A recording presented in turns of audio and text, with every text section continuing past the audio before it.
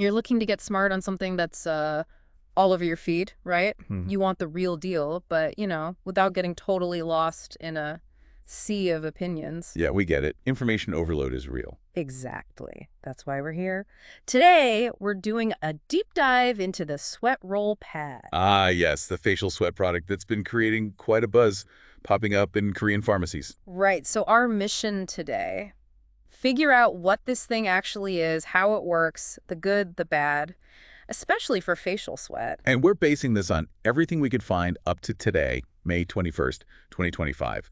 Social media chatter, reviews, news, official info. The whole shebang. We've looked at the online buzz, some expert takes, and importantly, what actual users are saying. Exactly, giving you that clear, unfiltered picture. Okay, let's jump in. What is this sweat roll pad we keep hearing about? Well, basically, it's a medicated pad specifically designed for people with excessive facial sweating. The clinical term is facial hyperhidrosis. Okay. And who makes it? It's from a company called First & Co., Ltd. Each pad is like maybe the size of a small cookie, around 54 millimeters across. Huh. And it's got liquid in it. Yeah, just over a milliliter of liquid per pad.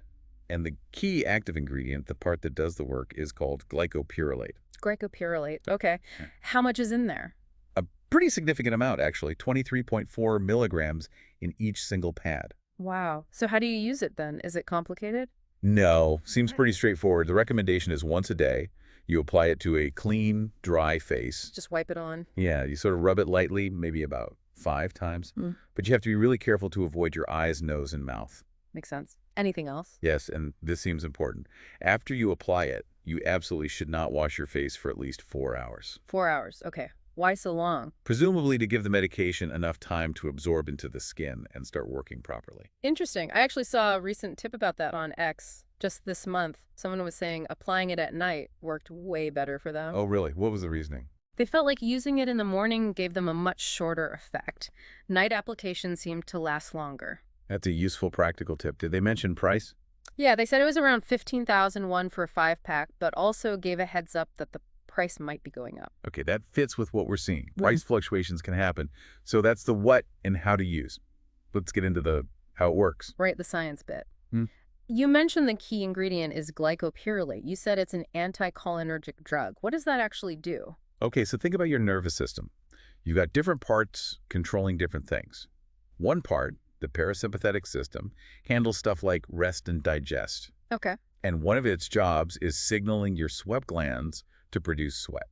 Mm-hmm. Glycopyrrolate basically acts like a temporary blocker for that signal, specifically at the sweat glands on your face. How does it block it?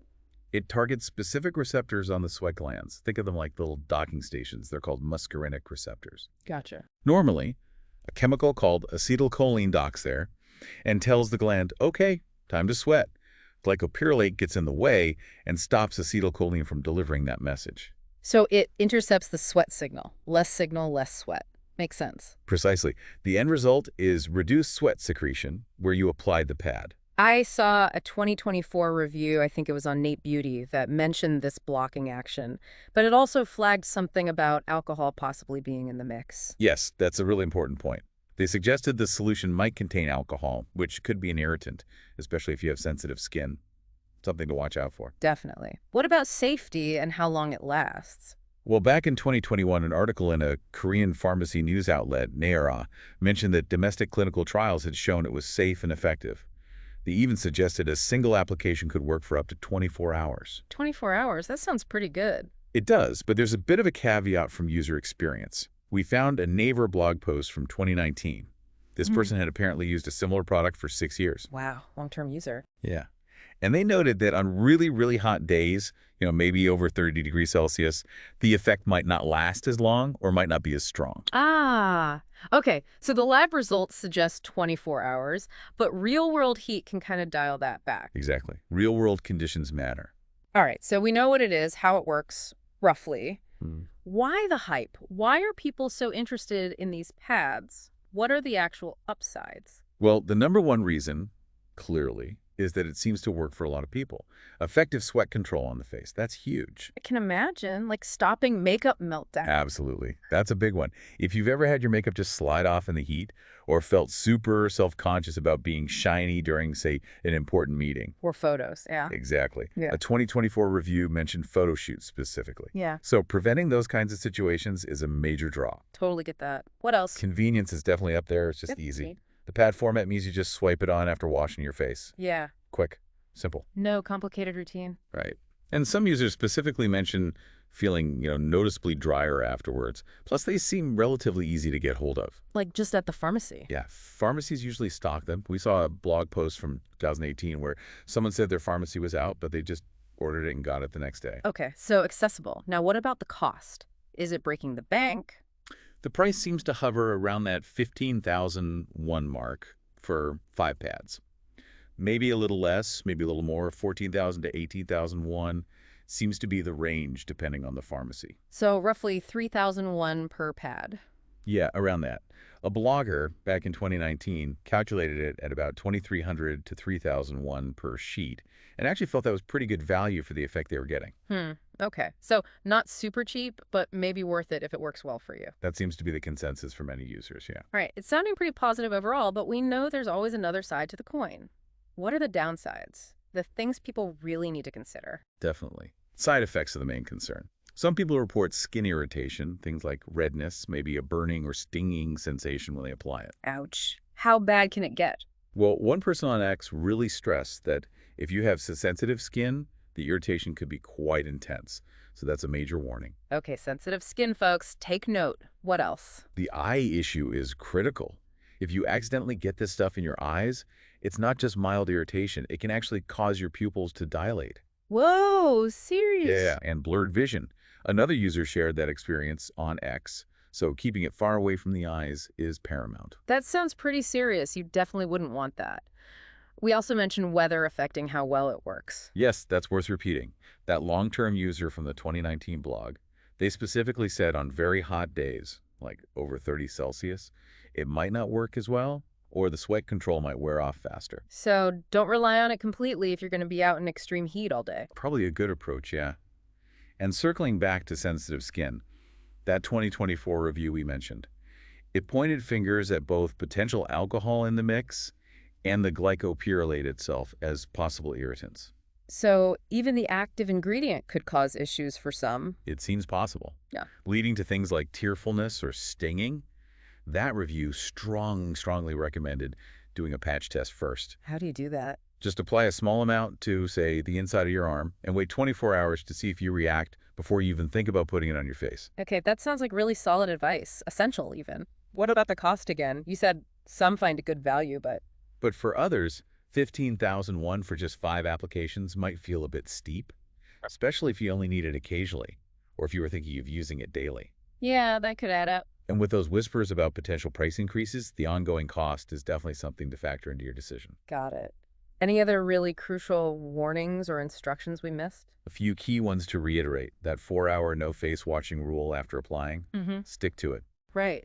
Let it soak in. Wash your hands thoroughly, immediately after using the pad. Super important to avoid transferring it to your eyes or mouth accidentally. Good point. Don't use it on skin that's broken, irritated already, or like freshly shaved. Okay.